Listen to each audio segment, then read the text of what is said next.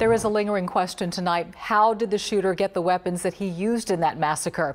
Investigator Mario Diaz live in the newsroom, where we just received an important piece of information regarding Devin Kelley's criminal history. Mario? Dominique and Bill, I spoke with a former Army lawyer, and he tells Channel 2 a key factor in how Devin Kelley was able to purchase his guns comes down to whether a previous military conviction was conveyed to the National Crime Information Center. And in the last hour, the Associated Press reports the Air Force did not submit Kelley's criminal history to the FBI as required by the Pentagon, thus adding yet another layer to his past.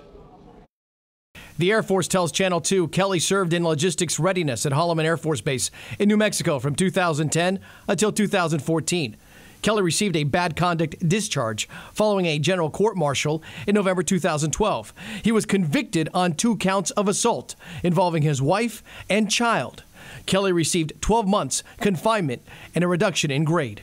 It appears that those are equivalent to an offense which would be punishable by more than a year, which means basically a felony.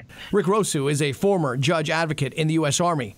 The Air Force says a dishonorable discharge or a bad conduct discharge does not always disqualify a former member of the armed services from purchasing a weapon.